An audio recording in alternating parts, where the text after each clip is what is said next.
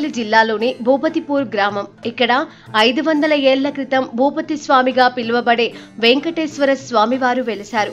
500 ఏళ్ల క్రితం ఈ గ్రామంలో ప్రజలకు కలరా వచ్చింది. దాంతో గ్రామం విడిచి ఊరు బయట కొండ ప్రాంతంలో నివాసం ఉండేవారు. అలా గ్రామానికి చెందిన ఓ వ్యక్తికి భూపతి స్వామివారు కలలోకి వచ్చారు. ఇక్కడే కొండపైన తాను ఉన్నానని, స్వయంభుగా వెలిసి మీ అనారోగ్య సమస్యలను తీర్చుతానంటూ కలలో చెప్పారు. ఇక నిద్రలేచిన స్వామివారి భక్తుడు గ్రామంలోని మిగతా వారికి తన కల గురించి చెప్పాడు.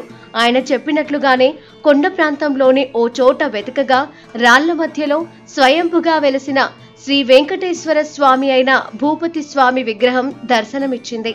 సూర్యకిరణాల మధ్య సాక్షాత్తు ఆ వెంకటేశ్వర స్వామి వారే దర్శనం ఇవ్వడంతో అక్కడి వారు షాక్ అయ్యారు. భూపతి దేవుడిగా వెలిసిన ఆ ఊరు కాలక్రమంలో భూపతిపూర్గా పేరు మార్చుకుంది. అక్కడి స్వామివారు ఇప్పటికీ ప్రత్యేక పూజలు, ధూపదీప నైవేద్యాలు అందుకుంటున్నారు. జై శ్రీమన్నారాయణ. ఓం నమో వెంకటేశాయ.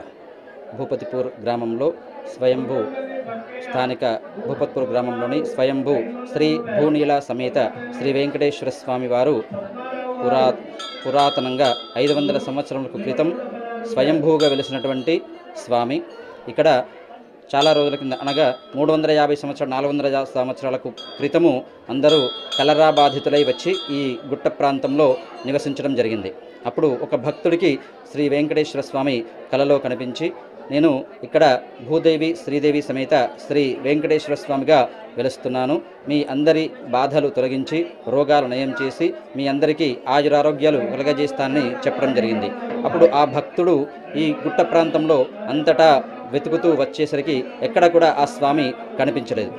ఇలాగ ఒక వారం రోజుల తర్వాత మళ్ళీ ఆ స్వామి అతనికి మళ్ళీ అదేవిధంగా కలలో కనిపించి భక్తుడికి అలా చెప్పడం జరిగింది. అప్పుడు ఆ భక్తుడు అన్ని చోట్ల వెతుకుతూ ఇక్కడ సొరంగ మార్గం నుంచి వచ్చి ఇక్కడ ఉన్నటువంటి ఈ స్వామిని కనుగొనడం జరిగింది. అక్కడ ప్రకాశవంతమైనటువంటి వెలుగులతో, సూర్యకిరణాలతో ఆ స్వామి కనిపించడం జరిగింది.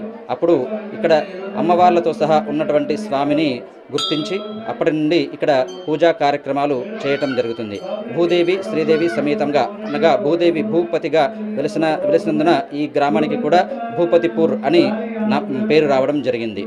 అలాగే భక్తుల కోరికలను తీర్చేటువంటి ఎవరికైనా సంతానం లేకపోతే సంతానం కానీ, కళ్యాణం కానీ, ఎలాంటి బాధలైనా పోగొట్టి అందరి కోరికలు తీర్చేటువంటి కొంగు బంగారమై ఉన్నటువంటి ఈ స్వామి అందరికీ ఆయురారోగ్యాలను కలుగజేస్తున్నారు, అష్టైశ్వర్యాలను కలుగజేస్తున్నారు. మరియు అందరూ కూడా ఎక్కడెక్కడి నుంచో వచ్చి ఇక్కడ ఈ స్వామిని కొలుస్తున్నారు. ఈ వెంకటేశ్వర స్వామి ఆలయంలో శివలింగము, ఆంజనేయ స్వామి ఆలయం ఉంది.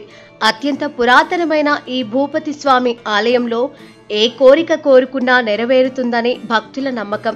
అత్యంత పవిత్రమైన ఈ క్షేత్రానికి ఇతర ప్రాంతాల నుంచి పెద్ద ఎత్తున భక్తులు వచ్చి తమ మొక్కులు చెల్లించుకుంటున్నారు.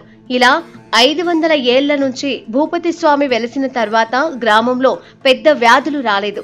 అదంతా స్వామివారి మహిమే అని గ్రామస్తులు నమ్ముతారు.